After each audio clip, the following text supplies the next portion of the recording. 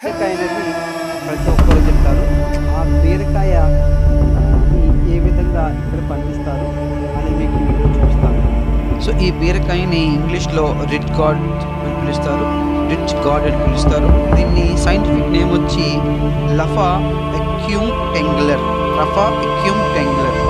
ఈ బీరపాదు ఇంగ్లీష్లో అంటే బీరకాయని ఇంగ్లీష్లో రిచ్ గాడ్ అని పిలుస్తారు. దీని సైంటిఫిక్ నేమ్ వచ్చి లఫా ఎక్యూమ్ టెంగ్లర్ అని పిలుస్తారు అన్నమాట. సో ఇది పాదు రూపంలో మనకు ఉంటుంది. ఇక్కడ కనిపిస్తుంది బీరకాయ చిన్నదన్నమాట. ఇక్కడ యాక్చువల్గా ఇవి స్టేజ్గా పెరుగుతాయి. సో పెద్దది వచ్చినప్పుడు ఒక్కొక్కటి ఒక 100 grams నుంచి 200 grams వరకు ఉంటుందన్నమాట పెద్ద అయ్యే కొద్ది.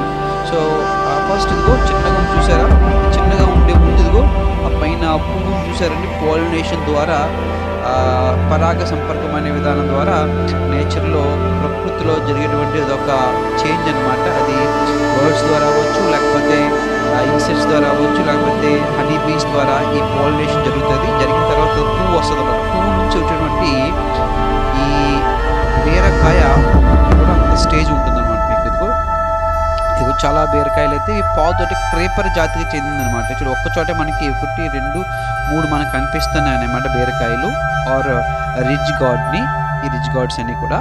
సో ఇవి పాదు రూపంలో కింద పాకుతాయి. పాకిన తర్వాత అక్కడే ఇవి చిన్న చిన్న పువ్వులుగా స్టార్ట్ అయ్యి తర్వాత గ్రాడ్యువల్గా ఆ పువ్వు నుంచి వస్తుంది అనమాట. పువ్వు నుంచి పొడుగ్గా వచ్చి అలా సైజు పెద్దదవుతుంది అనమాట.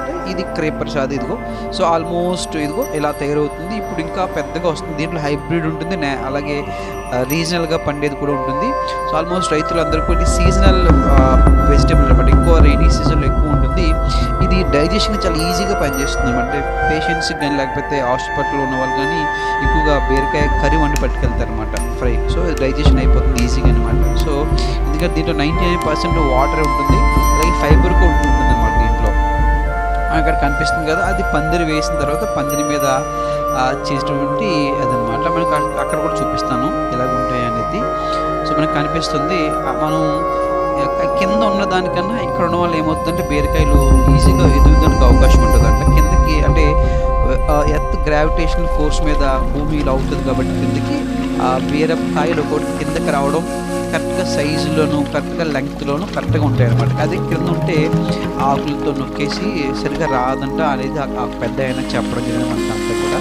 సో విద్యార్థులకి చదువుతో పాటు ఇవన్నీ కూడా తెలియాలి. మనం తిండి ఏ విధంగా వస్తుంది, రైతులంతా పడతారు అనే విషయాన్ని విద్యార్థులకు తెలియజేయడంగా మెయిన్ ఉద్దేశంగా మీకు చూపించగలుగుతుంది. ఇదిగో చూసారు కదా, కిందకి ఉంటే అంత హెల్తీగా ఏ డిస్టర్బెన్స్ లేకుండా అలా కిందకి హ్యాంగ్ అయి ఉంటాయి కాబట్టి కరెక్ట్గా సైజు కానీ షేప్ కానీ కరెక్ట్గా వస్తుంది అనమాట. అదే క్రేపర్ కింద ఉంచేస్తే మాత్రం ఒక్కొక్కసారి అడ్డొచ్చి అంత స్ట్రైట్గా డైరెక్ట్గా రాదనేది ఆ రైతు మనకి పెద్ద అని చెప్పిన మాట అనమాట. ఇంకా లోన్కి వెళ్ళడం లోన ఇదిగో లోన్ అంతా కూడా చాలా పెద్దగా ఉంటుంది. ఆల్మోస్ట్ ఒక 2 monthsలో అయిపోతుంది అనమాట. చేతికి వచ్చి 1.5 monthలో చేతికి వచ్చి కాయలు కాసేస్తుందట. సో ఈ విధంగా చెట్టుని కొన్ని ఉంచేస్తారనమాట కాయలు. వాటి నుంచి మళ్ళీ సీడ్స్ తయారవుతాయి విత్తనాలు కూడా. సో ఎప్పుడైతే దాని కిందకి పడతారో ఉంచేస్తారు, చాలా బీరకాయలు కిందకి రావడం వల్ల ఈ విధంగా విద్యార్థులకు ఉపయోగపడే విద్యకు సంబంధించిన జ్ఞానానికి సంబంధించిన వీడియో మన ఛానల్ ఖచ్చితంగా మన ఛానల్ లైక్ చేయండి, సపోర్ట్ చేయలేదు. మనకు కనిపిస్తుంది ఆయనే పెద్ద ఆయన అది ఇదంతా కల్చర్ చేస్తున్నారు. ఆయనతో చాలా విషయాలు అడిగాను. ఆయనతో డైరెక్ట్గా మాట్లాడాను. మనకు రైతుగా ఆయన ఏం మాట్లాడారు అనేది కూడా మీకు నెక్స్ట్ పార్ట్లో మీకు కనిపిస్తుంది. ఒక్కొక్క దాని గురించి చెప్తున్నారు చాలా పెద్ద ఆయన. సో ఒకసారి ఆయన అడుగుతాము అసలు వాటికి సంబంధించిన విషయం ఏంటంటే ఆయన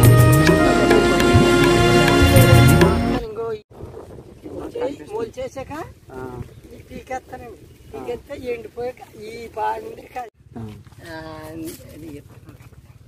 కనిపిస్తుంది కదా మీకు, ఇదంతా కూడా విత్తనాలు అనమాట. ఇది ఎండిపోయింది ఆల్మోస్ట్. ఇది ముగ్గుపోయింది, బాగా ముగ్గుపోయింది.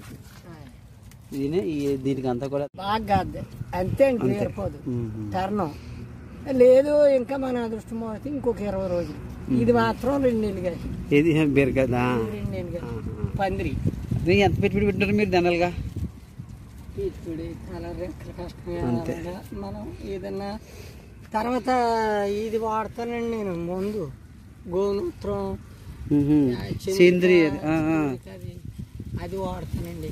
ఓకే, చంద్రిక మందులు అవి ఆరు వస్తారులేండి అమ్మాయి వస్తుంది చెప్తుందండి అన్నీ అవి ఎక్కువగా వాడతానండి. ఓకే. ఆ చేప తైనం అదే చేప రెట్టు తయారు చేస్తారండి. అది బెల్లం అది వేసి అది సేంద్రియ వాడతారు ఇద్దరు మీరు? సేంద్రియ అదే వాడతానండి. వర్షాలు లేకపోతే వర్షం లేక తేడా వచ్చేసింది. వర్షం లేక